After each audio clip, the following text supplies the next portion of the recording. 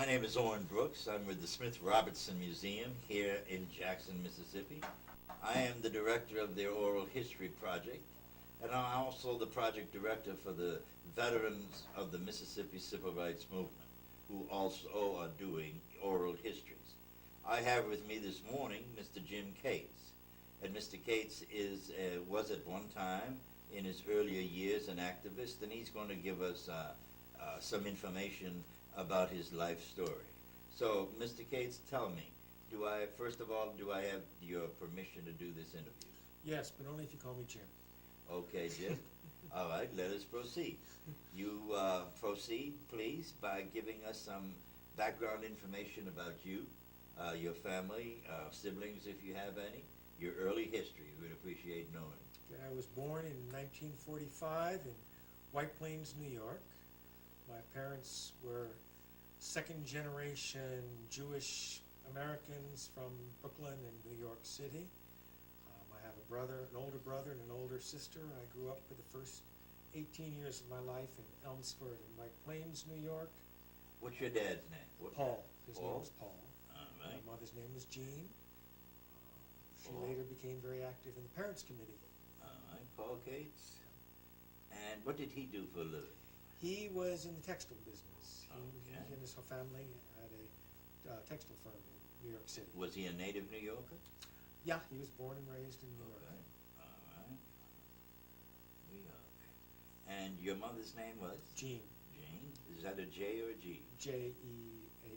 J-E-A-N. And what was your maiden name? Levingston. Livingston. Spell it, please.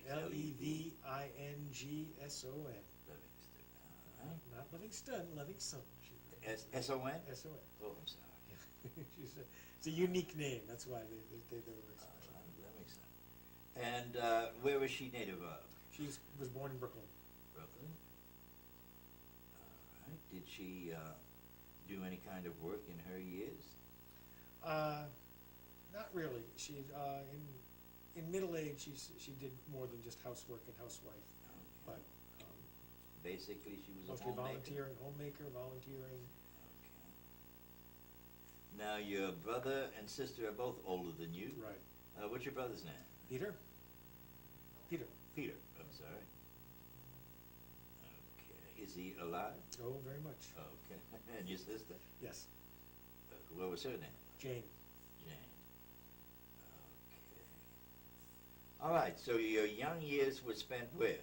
In Elmsford and White Plains, New York. Elmsford and White Plains.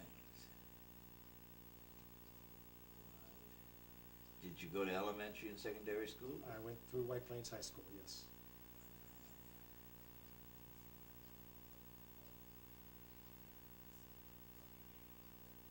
Okay, and what year did you come out of high school? 1963. Graduated 1963. Okay, and your brother and sister are ahead of you. Yeah. All right. What did you do? Do you have any remembrances, particularly? You stayed in White Plains throughout your high school years, and how far beyond? Not at all beyond. Once I went to college, I Okay. never came back to White Plains except Tell to us visit. where you went to college. I went to college at Wesleyan University in Connecticut. Oh, Wesleyan. Oh, I'm familiar with Wesleyan. Let's see now. All right. Graduated Wesleyan. I didn't graduate. Okay. I have the education, but not the degree. That's all right. Wesleyan College. And what town in Connecticut is Middletown. Middletown. That's right.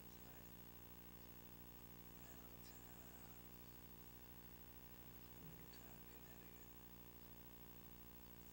Okay. Any important remembrances from your college years? About what?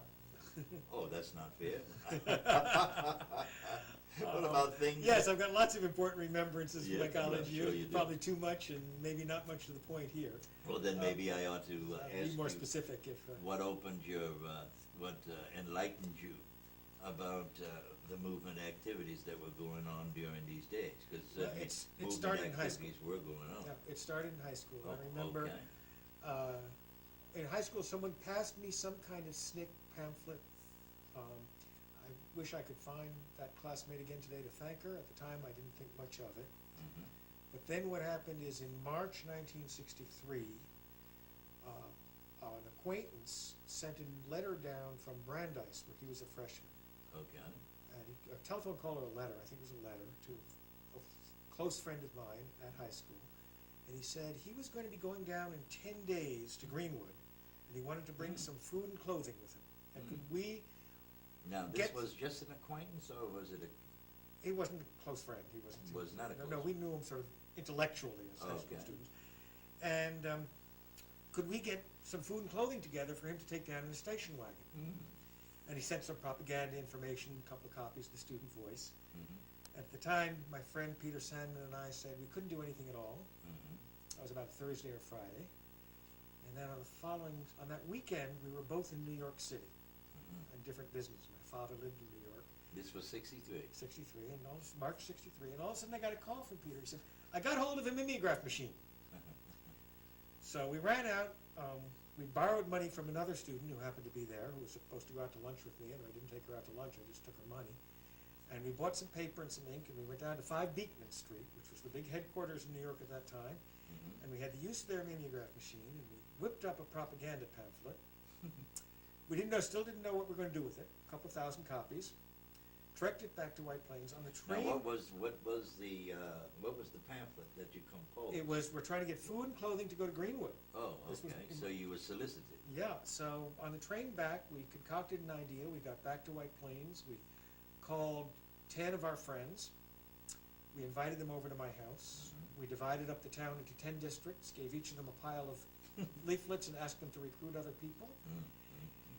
And by the end of the week, we had filled a 3-car garage with food and clothing. We had Oh so my much God. money food and clothing, not money, but that SNCC had to get the Teamsters to send a truck down to bring it down to To bring Greenwood. it down to Greenwood. And that was my introduction to the movement. And it was also an introduction to the power of ordinary people doing things. Oh, boy. And one of the ironic things about that was while we were working on this little propaganda pamphlet, I looked at the account of this fellow who'd been shot outside Greenwood. And we were writing about him into the pamphlet. And I thought to myself, and I said out loud to Peter, I said, I'll do everything I can to help up here, but you'd be goddamn if you catch me going down there.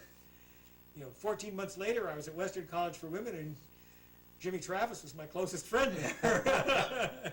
So then that was it. We did that.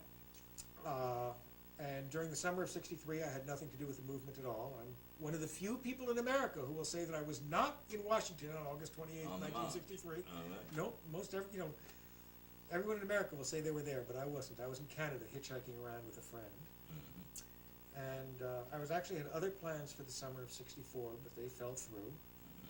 And I decided to apply for the summer project when the word came around. So I applied, and they interviewed me at Wesleyan, and they turned me down. But I wasn't going to stay turned down. I guess I was a SNCC person at heart from the start. And so I went through a friend of the family and reapplied. And then I went to my mother and I said, I'm underage, I'm 19 years old, I need your permission. Because you have to sign for permissions then if you're under 21. Right. And she said, well, I don't want you to go, but I can't stop you. I said, of course you can stop me. If you don't sign this, then I can't go. And she said, no, the way I raised you, I can't stop you. So That's what Mom said. that's what my mother said. So she signed the paper, and she, as I say, became very, very active in the Parents Committee, Support Committee, extremely active. And my brother became active also in support work up in the north, and sort of wound up bringing a lot of support behind in my community. One of the interesting things, it wasn't just me, but a lot of my high school friends and supporters, sort of they rallied into this immense support network during that summer. So I went south then with some summer project. Okay, where'd you go? Where'd you wind up? At Oxford, I was, Okay, I was, went to Oxford. at Oxford, I was, no, at the training, I was originally slated for the Vicksburg project. Yeah, you went to Oxford, Ohio. Yeah, and I was not comfortable with For the orientation. the orientation for Vicksburg, so I volunteered for the Southwest. Okay. and I was volunteered for the Southwest, but as you'll remember, it turned out that only very few people were sent into the Southwest. That's true. And I was first sent to Holly Springs and then sent to Panola County, which is where they had the special court order and needed people. You were So sent to Holly Springs first? Yeah, and then I went on to Panola, and I spent most of that summer, In Batesville? actually, partly in Batesville and partly in Como, in the north of the county. Como? Oh, Yeah. yeah. And made some friends there that I still have. And that was that summer. And, Pardon me. yeah, and then I wasn't gonna be going back to, Well, don't leave me so quickly Okay. now. Okay. Tell us the kinds of things that you did. Yeah, how long did you spend in Holly Springs, first of all? it was less than a week, just a few Okay. days as far All as I right, then remember. go on to Batesville and Yeah. tell us the kinds of things you did in Panola County. In Panola County, where we had the special court order, most of our attention was on formal voter registration. We did the Freedom Democratic Party, but we had the chance to show with the simplified application form for registering to vote. So a lot of our community work was focused on getting people down to the courthouse. Did you meet Robert Miles? Oh, yes. know I Robert? knew Robert and Mona very well. I Robert knew was a good Kevin. friend of mine. Yes, Robert. I miss Robert. Kevin's in Jackson now, by the way. Oh, so he's still, no, I didn't. I yeah. guess I heard Yeah, that. yeah, he's been going Yeah, through some I rough remember. times. So, how long did you spend? You did voter registration in I- Batesville and Como? in Como, yeah. And you spent how long? I was there till the end of the summer. To the end of the summer? Yeah. I was sort of opened Como. Nobody had been there before, Mm-hmm. as far as I know, as far as they knew. Very interesting experience there. Very, being maybe a little bit closer than some of the other volunteers had in other places, because I was virtually working alone in the community. In Como? Yeah, Yeah. and I wasn't working as part of a large project. The way we worked in Panola County is we spread out into different communities and then came together for meetings. And I think that was different from the way a lot of the other projects worked. So we had people stayed with a wonderful, wonderful family there in Como, Bonnie Webb and his wife, who later moved to Senatobia years later. Senatobia? They moved, They moved to 20 years Senatobia. later. I visited in Senatobia. He had his own house, Who did? Bonnie Webb in Como, Oh, Cherry okay. Street. And he said, made us keep guard on Saturday night with pistol,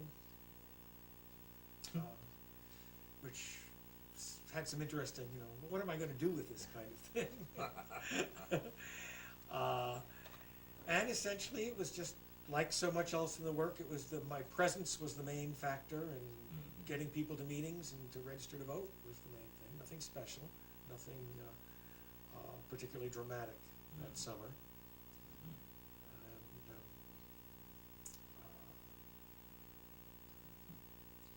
It wasn't until 20, 30 years later that I learned a lot of the backstories that were going on in this little town, which are fascinating backstories, including one about a white doctor in town who was supporting the movement as surreptitiously as he could, and who actually was the uncle-in-law of a woman who became governor of New Hampshire. So that's a whole interesting Yes, story in right. itself. Yeah. But that was the summer of '64. Then, of course, like so many other people, I was planning on not going back to college. And actually, it was Jimmy Travis who convinced me to go back to college. And going back to college for me that fall meant going for a semester abroad in Paris. Oh, okay. So I had a sort of strategic talk with Jim Foreman, who, if you remember, had been a French major. And while I was in Paris that whole fall, what I did was I organized a Friends of SNCC COFO in Paris. I organized the American community in Paris, largely the student community, but also some of the business people who sort of had thought of themselves as very much separated from the civil rights movement in the United States. But we put on a lot of events and we raised money and support for the activities. And also worked with the French. Of course, the French have always had this kind of very strange relationship with American black culture, and they were fascinated. And I also got to know and work with the African student community in Paris Mm. quite a bit during that semester. So it turned out to be a rather useful time. And then I came back to Wesleyan for the spring semester, but I spent most of my semester, a good deal of the semester, in Washington. I went down in March, Selma broke, Mm. and I called SNCC offices and asked what could I do. And they said, we don't need people in Alabama, we need people in DC. People with? DC, Washington. Easy. So I went down to Washington and walked into the Washington offices after driving all night from Wesleyan with a couple of other people, and they said, we need people to go in and sit at the Capitol building to force Speaker McCormick to come and meet with us. So without even taking off my jacket kind of thing, I went over to the Capitol building, joined that, spent the whole day at the Capitol. In the evening, those of us who were in the Capitol building were told that we had to get out or we would be in violation of a very strict federal law because they had to secure the Capitol because Johnson was going to be making a speech that night. Mm-hmm. And what elected officials were you visiting? We were trying to get Speaker McCormick. Speaker, John, Yeah. okay. And we refused to leave, and we were dragged out of the Capitol and then arrested by the DC police as we were leaving. Mm-hmm. Held overnight at 3rd Precinct, DC. It was very much a Southern activity of grabbing everybody, rounding them up, and then looking at the pictures and sorting out who they wanted. And there's a whole long story in that too. Mm-hmm. Released on bail the next morning, I went immediately to join the picketing at the White House. At this point, a lot of the buses that were going down to Selma people thought they were going to Selma, were being rerouted to Washington. And it was snowing and sleeting in Washington. And all these people were dressed for Alabama. Mm. So all the food and clothing that had been set up at the Washington SNCC office was being put on the line outside the White House. So I was doing that for 2 days without any sleep. And then my brother showed up, came down with a group of people from Boston, said, I'm driving back up to New England, and I rode back up with him. And then all that spring kept going back and forth down to Washington, D.C. Until June, when I went back to Jackson. And I went back to Jackson expecting that I would go back to Panola County. But I bumped into Dory Ladner in Jackson.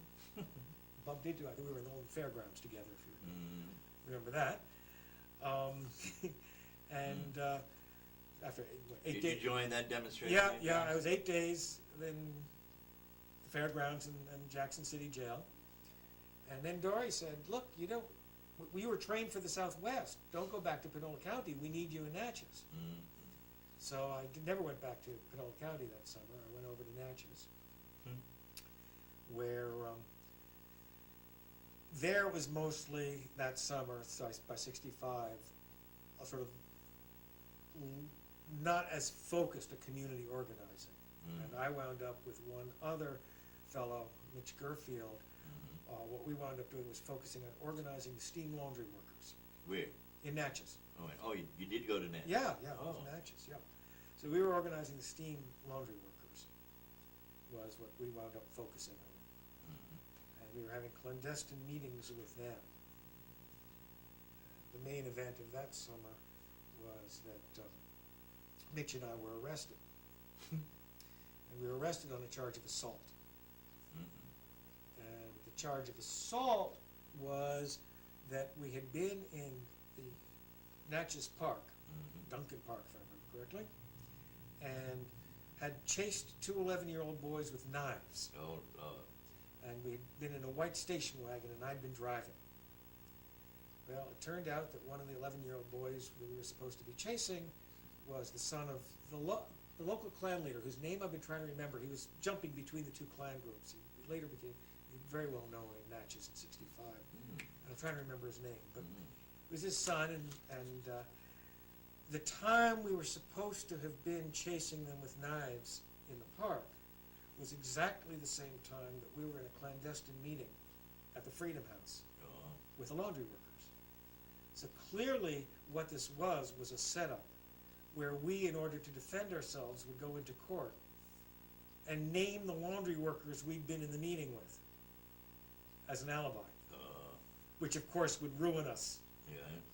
So we refused to do that, and we had the entire COFO project SNCC in Natchez at that point prepared to perjure themselves to say that we were in a staff meeting. Because we weren't going to rat out the laundry workers. Right. But we were very fortunate. There was a judge, again, whose name I've forgotten, and I wish I knew it, who was Down there in Natchez. Natchez, who was a relatively fair-minded judge. He did his best as he could. And apparently he lost election, if I remember correctly, the next time around because of it. Mm. But in the courtroom, he heard the prosecution witnesses. He heard the whole Klan was right there in the courtroom, front row, armed. It was and I remember sitting with a lawyer who'd come down for us, and I said, I listened to this kid testify. I said, I believe him. He's so believable. And the lawyer said to me, well, men have been hanged on the perjured testimony of kids like that. But the judge listened to the prosecution testimony and didn't even wait for us to have to commit perjury. He said, the prosecution has not made a case, and dismissed it. You dismissed the case. Which was a very, as I say, a pretty Yeah. Courageous thing for him to do. Really? But we figured shortly after that, we figured that Mitch and I had become a kind of lightning rods for the project. Mm-hmm. And it was kind of dangerous for us To stay in Natchez. So we left Natchez. I came back up to New York and started working with the Friends group in New York at that point. And sort of, in terms of the movement, faded back into the more ordinary northern movement, doing some local work around wherever I happened to be, in Middletown, Connecticut, and in New Haven with the Hill Project. Not very much there, and then, of course, like so many of the white people, moved more into the anti-war movement, which was not separate from the civil rights movement. It was in Rochester in 1967-68, and then went on into teaching. Did you go to Rochester? Yeah, I was in Rochester for a year. Oh, okay. What'd you do in Rochester? Officially, I was studying at the University of Rochester in the English department. 1968? 67, 68. Okay. Again, I didn't get any degree out of it. But then I went into public school teaching. Oh, okay. Where at? Outside Boston, Boston suburbs. Where? Sharon, Sharon? and then Concord, Carlisle, and then Uh-huh. Wayland. I forgot you know Boston area. I can say. I know all those. So I taught for about 10 years in What level did you teach? junior high and high school. And it's then I started doing, actually it was while I was at Wayland High School, teaching at Wayland, that I realized how little the kids knew about the movement. And I had been sort of like a lot of white kids came out of the movement back into the rest of life. I was kind of caught in an odd position. On the one hand, we had experience, but on the other hand, our whole training had said, you don't pull rank. You train other people and you don't pull rank. Right. So we couldn't talk about our experiences. In any way, it wasn't ours. We were the easy people on the low end of the line. I mean, we weren't in any position to strut, but it also meant that we had no place really to talk about what we'd done at all. And we tended to be very quiet about it and not to make a big thing of it. And it wasn't until years later when I was looking at these high school kids and I was realizing they don't know anything about this. And I was starting to get into nonviolence training with the Clamshell Alliance at the same time, with anti-nuclear movement, because I had the experience. They wanted me to participate, to help with the training. And but I also started doing some workshops, which I've done since, on teaching junior high and high school kids about the history of the civil rights movement. And I got more involved that way. And I developed a whole line of simulation workshops, so I can go into a junior high school now, for example, with a junior high school class, and make them go through the process of deciding whether or not they're going to walk out of school to join the Birmingham marches. And I have a college level one, which is based on Albany, Georgia, and I have a high school one, which is based on Mississippi. Oh, okay. So I do that with schools to get them not to think of this as something dry and dead.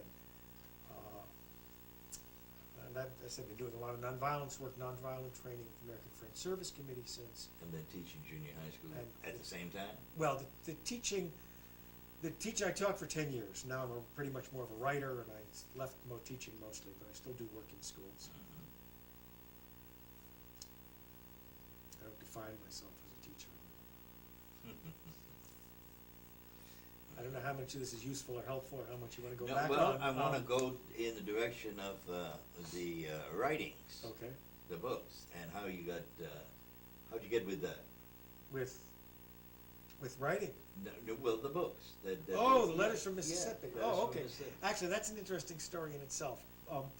When I was in 1964, I was sending letters back home, but because of this tremendous local network that I had back in White Plains, Westchester County, the local newspaper was printing my letters. And Oh, my they were? letters, From yeah, Mississippi? yeah. Oh, And my letters were being distributed all over the place. okay.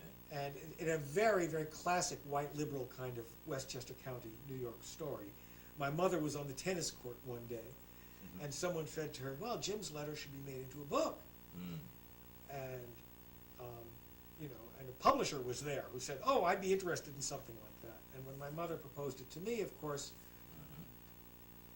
I wasn't interested in that. I was interested in the movement. And I said, look, everybody's letters should be. Mm. They should. So the parents' committee set up a committee to collect the letters that summer. They all came into my mother's house, I mean after the summer, during the coming year. SNCC hired Liz Sutherland, as she was then, she's now Bettina Martinez, hired Liz Sutherland to edit them. And Liz Sutherland said, I won't work from the letters themselves, you gotta give me typed text. So my whole family, these were all on my living room table, the whole family was typing out these letters like crazy, handling the permissions, doing all of that, and Did I miss, how did you get folks to send you the letters? the parents' committee sent out a note Oh, to okay. all of the parents of the volunteers, Okay. saying, please send us letters. In fact, many of the volunteers, we discovered years later, never knew their letters had been submitted. Their Oh. parents signed permissions, they hadn't signed permissions. Anyway, so that was the first edition. That book came out in 1965. Liz did a brilliant editing job. But 35 years goes by. The book stayed in print. It was a propaganda book. The book stayed in print for 5 years, went out of print in 1970. And the first edition was, give me that again, 1965. 65.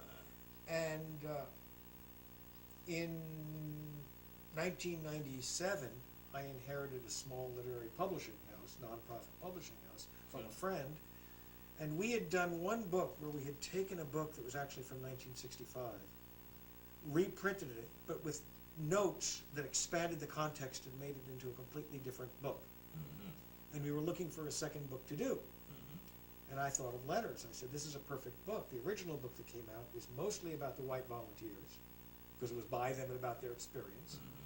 But the real story was the story of where they were in Mississippi and who the people were. So I said, let's bring out the original text, but surround it with every time there's a name or an event or anything mentioned in the book, right? Let's provide a note explaining. So that, for example, there's like a full-page note on who Robert Miles was, and what he was doing, and what the Panola County Voters League was doing, right? I got you.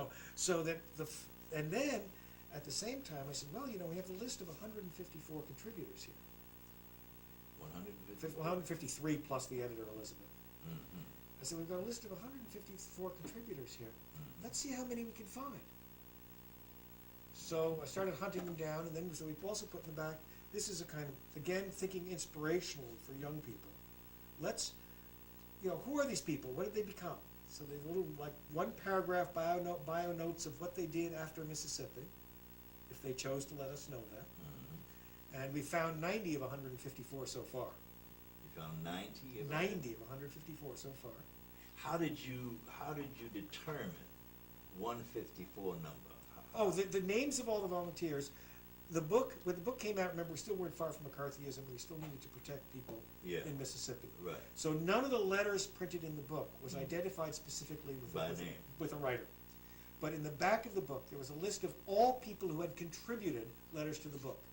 Whether the letters were used or not, they're all considered authors of the book. So some of the people who are official authors of that book don't have a single word in it. Is that right? Yeah, but we say, if you, since a lot of the fragments and a lot of the parts of letters, we don't know whose they are, we can't track them down anyway at this point, we consider anyone who submitted a letter an author. Hmm. Which again, I mean, we're trying to do the book according to SNCC principles, Hmm. right? We're trying to keep that community alive, that Mhm. it's the community that's important, not the individual writer. Now, everybody that contributed a letter, was it your purpose to send them a copy of the book? They all got a copy of the book. They all got a copy of the book? They all got a copy of the book. Hmm. And a couple of them have helped us financially, just a couple. Well, that's nice, that's Yeah. good. But they all get author, not only do they get authors' copies of the book, but at Zephyr Press, they also get authors' discounts on all our other books. Mhm. I mean, now Liz, the other part of that story is that Liz Sutherland, as she was, when I got hold of her and asked her about redoing the book in the first place, she said, "Oh, I've already offered the book to another publisher, Oh, jeez. and they're signing a contract with me." So I happen to know the other publisher, which is a very good Yeah. publisher, and I called Oh, up okay. Anthony So Arnhem that at South wasn't a- End. That wasn't a And I said, problem. I called up and I said, "Look," I said, "what were you planning on doing with the book?" He said, "We Yeah. were just gonna do print on demand, just the text." Uh, I said, "Well, this is my idea for the way we wanna do the book." He said, "Your idea is much better, you do it." So we made an agreement with Liz Sutherland that we'd take it over on the same contract that she had worked. Now, we take it over The is. Zephyr Press, the Zephyr press I Press. ran. On the same contract. So Mhm. she signed the contract, and then we discovered she never had the rights to the book. So she'd been told doing this, so she never had the rights to the book. Mhm. In a way, I'm proud, in a way, I'm angry that we have honored that contract, even though in effect she doesn't have the right to it. We negotiated the rights with McGraw-Hill, the original publisher, which was also funny because they couldn't sign the rights over to us Mm.